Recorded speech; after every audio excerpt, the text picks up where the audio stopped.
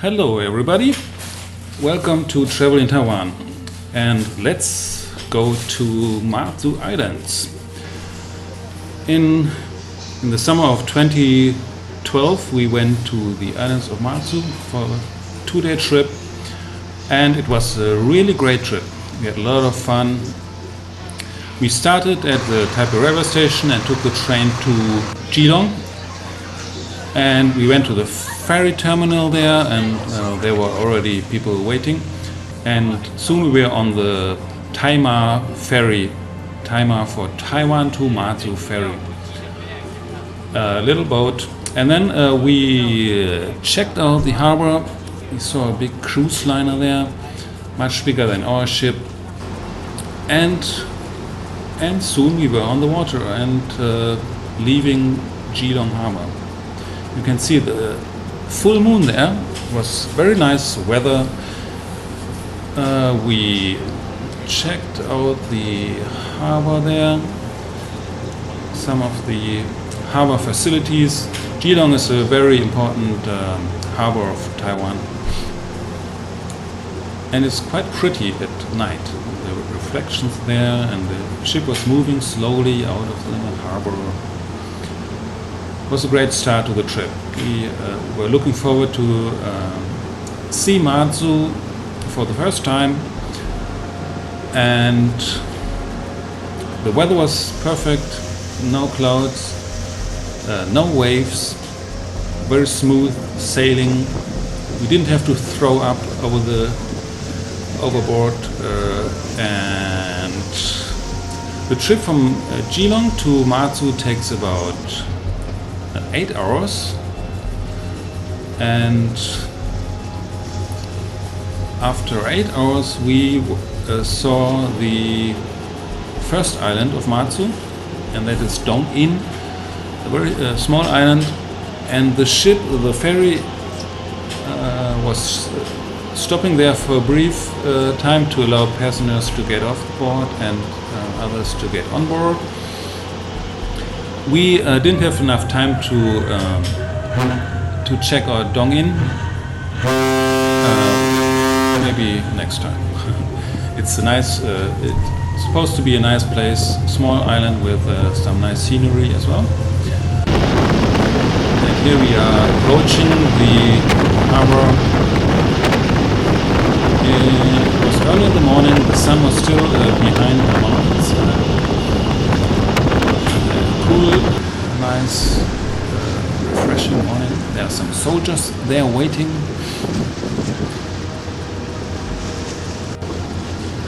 And some people were up and already. It was about 6 o'clock in the morning, I think. Or 6 o'clock in the morning.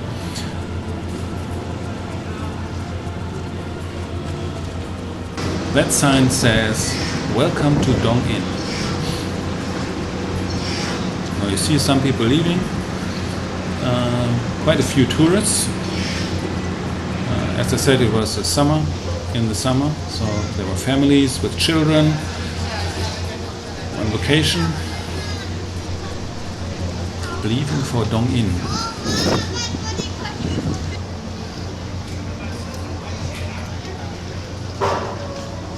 So some people left the boat and some people came on board, headed for Nangan Island, our final destination.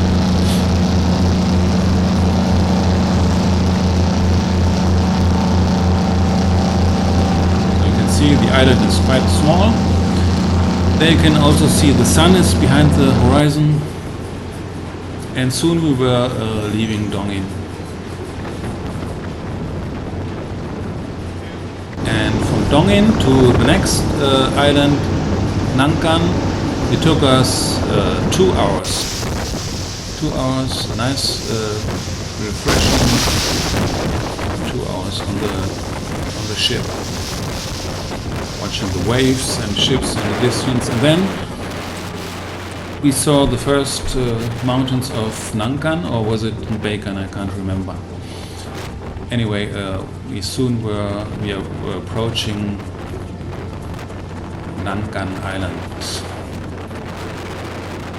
Everyone was looking forward to getting on land and to see what Matsu is like. So you can see it's quite hilly, quite a few mountains there, and it's very green actually. A lot of trees, very pleasant place. Surprisingly, we were very surprised about how nice Matsu is. So it's a recommended place to go. And yeah, that's the main harbor there. Now the sun was up and then we left the boat. There you can see Sunny and Rick. We were a group of 4. Sunny, Rick, Akko, our photographer, and me. And then we went on land and met our guide, a very nice lady of the Matsu National Scenic Area Administration. And soon later we were on the boat again, this time to go on a bird watching trip. Matsu is known for water birds, and they're attracted by these small islands. And we took the small boat north to the island of Beigan. There you can see some birds already. And we had to put on the life vest and it was very hot. So if you go on this kind of trip in the summer, make sure that you get to the upper level of the boat. It's much cooler there. There's a tip for you. The boat is quite quick and soon we were at, I think that's Beigan Island.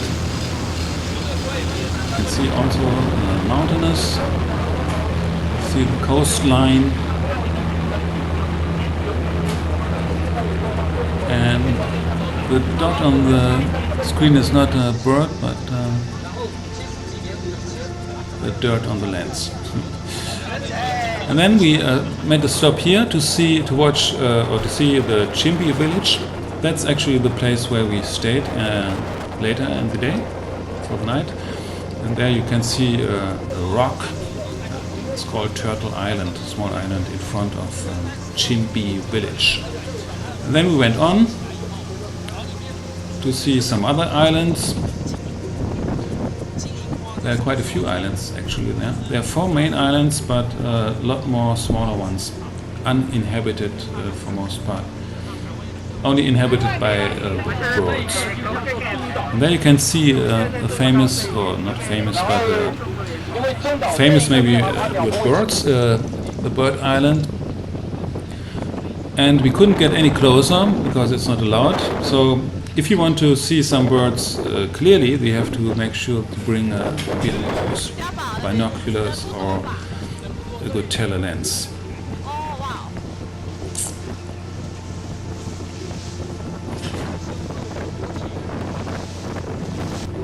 So you can, if you look closer, you can see some birds flying about. Not the dirt on the lens there, but okay. And then it was back to Nangan. Very quick, very nice. Those boats are quite fast. But like I said, the sun is very strong. You have to make sure that you have good sun blocker when you go there in summer. And then we were on land, and our guide took us to this village. That's called Matsu village actually. And there we had lunch at a very nice restaurant serving Matsu specialties. There's the owner, very nice guy, very talkative, but we didn't understand a lot because he was talking a very strong Matsu of southern Fujian accent. And there you can see a lot of other tourists. And there you can see the food. Very delicious. People enjoyed their meal. You can see the Matsu hamburgers. That's my favorite. The filling filled with eggs, and then you can the red rice is made with red yeast from the byproduct of the liquid production on Matsu. And there you have mussels, black ones, and some clams. And in front We had a fish soup. And then those are the noodles, fish noodles made with fish paste. Quite delicious. And it's Matsu Specialty. There you can see the Matsu hamburger. And there the fish. Matsu is an island, and of course an island has a lot of seafood on offer. That was our meal for today. And those are the fish noodles. And those are made by an old lady called Apo. And we visited her store later on to learn about fish noodle making. And then we went to this statue of Matsu. It's the highest statue of Matsu in Taiwan. And we visited this temple. That's a Tianhao temple dedicated to Matsu. And both sides are in Matsu village. There's also a little harbor there, some navy vessels. And there you can see the statue on top of the mountain. And that's Matsu village. And here we have the Tianhao temple, or Matsu temple. Quite a nice sight, not many people there. And then we went on to see this village. Typical, looks a bit like Mediterranean. Matsu is famous for those old traditional stone houses. And close to this village is the Iron Fort. You can see there are many military installations on Matsu, and those are among the tourist attractions. So you can see here, there's the entrance to a tunnel there, military installation, and then went down this path to the entrance of the tunnel, the military tunnel called Beigan Tunnel on Nangan Island. And there is a monument there dedicated to the soldiers who built the tunnel virtually by hand, with picks there. And then the entrance to the tunnel is behind this wall. And here's a sculpture again. And then we went down there. It's a bit dark. There are some displays of soldiers building the tunnel.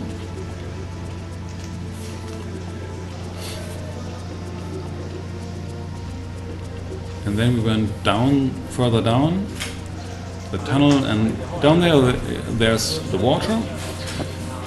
And you can go on a short boat trip, or you can go kayaking, also swan boats, a bit out of place for my taste. And we took the kayaks and went for a little trip down there. It takes about 20 minutes to explore the tunnels. It's very silent, calm down there, and you can they can see they have those kayaks.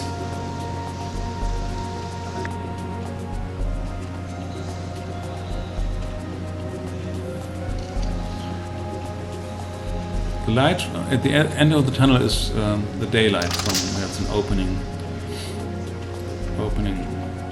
in the tunnel.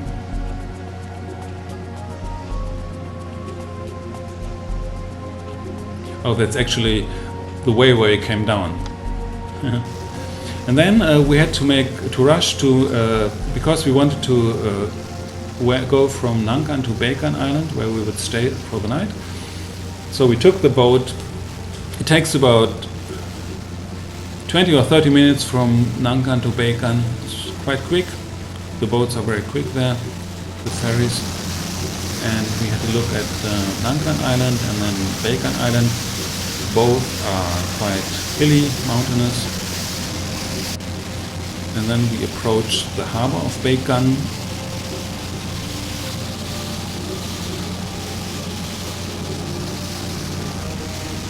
small harbor, not much going on there.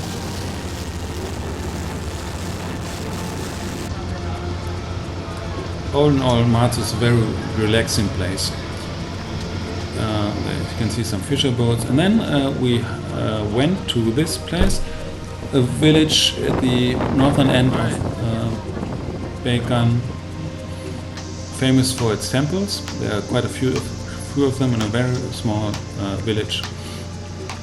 There seem to be more temples than houses actually. And some of the temples have dragon on their roof. And this is the village again from the distance. And the temple, a few temples, at least I can see 3 temples at least. And then we made it to Qinbi village, also on the northern side of Beigan Island, in time to catch the sunset there. And it was a very nice sunset. There are people there enjoying the view. There's a little beach down there, and you can see it was calm. The sea was calm. The sun was setting. There you can see the Turtle Island again. We saw from the boat. And in the distance, that's actually the mainland Chinese coast, the very in the far distance. So it's quite close, and we made photos there. This is sunny in front of the sunset. And then this is actually in the morning already. I got up early and went to the beach to check out the beach. No one was there, it was very calm. And the sun was slowly coming up behind the mountains. There you can see the Qinbi village. And then Sunny came to check out the beach, which is has nice soft sand and some huge boulders. We did stay in a very nice guest house. The name of the guest house is Qinbi number 25. It's in an old house but has modern facilities, and it's quite new. The interior design is quite new. And then Sunny checked out the water.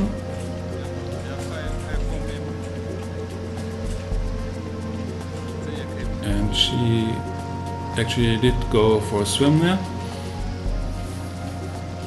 Quite refreshing in the early morning hours. As I said, during the summer the temperatures were very high, so it was a very great start to the day to take a dip in the refreshingly cool water there.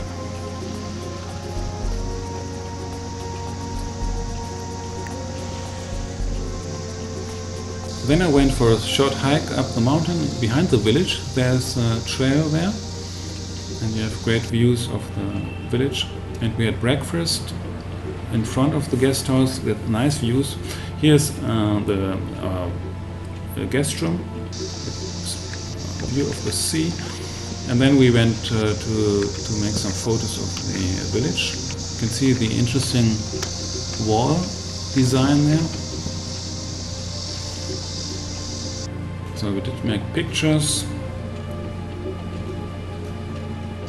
And there you have Aqua, our photographer, making pictures of Sunny. Sunny is pretending to read a map. Here you can see some of the houses. Interestingly, they have bricks on the roof as protection against the wind. Very interesting architecture. And then later in the day later in the morning there were some tourist groups coming to visit Qinbi village, and they enjoyed a coffee up there. There's a coffee shop. Sunny and Rick. And you can sit there under an sunbrella, and enjoy the view. And there's this temple back there, small temple. And inside the temple they had some kind of ceremony. I have no idea what they were doing. Some kind of ceremony.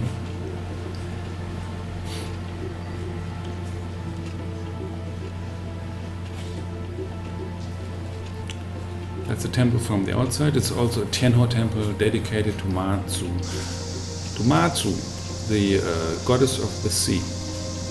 And there the final view of the bay where Qinbi is located. You can see the turtle island there, and the old houses. Very nice place. And then we went to another tunnel.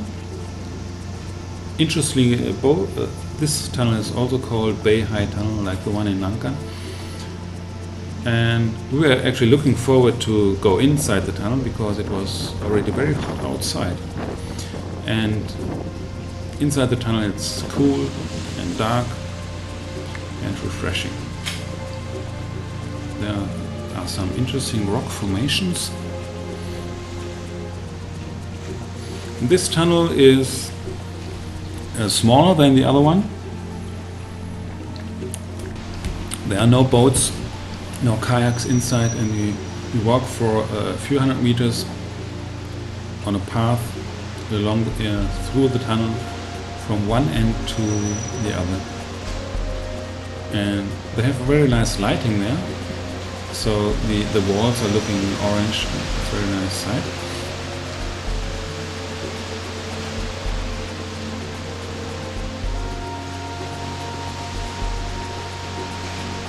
Cannot see much on this image. So there you can see the path along the water. And at the other end of the tunnel, the waves were crushing in. You can imagine how difficult it must be to, if you want to hide boats in this tunnel and the waves are so high. And this is at the other end of the tunnel.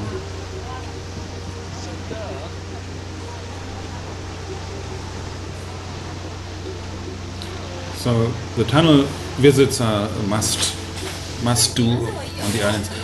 And then we had some refreshments. Those are sweet potato dumplings with ice cream. Very nice, very tasty. And then we had some matsu pastry, also very delicious. And this is the Luoshan Peninsula on Beigan Island. There is a War and Peace Park exhibition center behind this, near this peninsula, which we did check out. And then there is a trail on this peninsula where you can go up to the very end, but we didn't have time to go down, all the way down there. We just enjoyed the nice panoramic views from up there. Down there you can see the trail.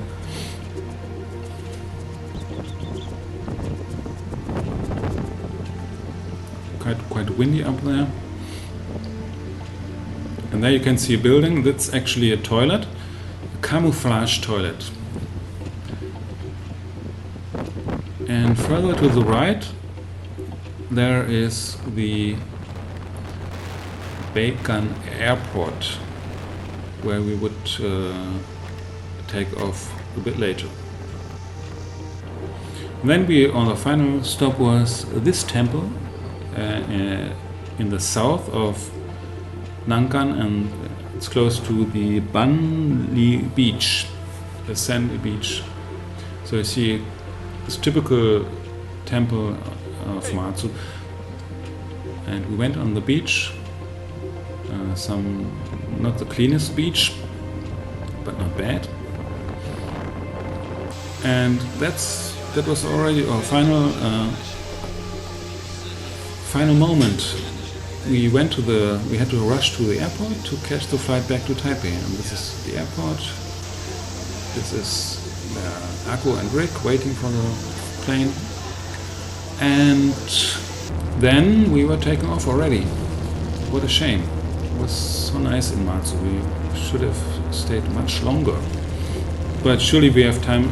We will go back in the future. So all in all, this was a great trip. We had a lot of fun, and we enjoyed everything there. And hopefully you can make it there too. Thank you for watching, and see you again soon.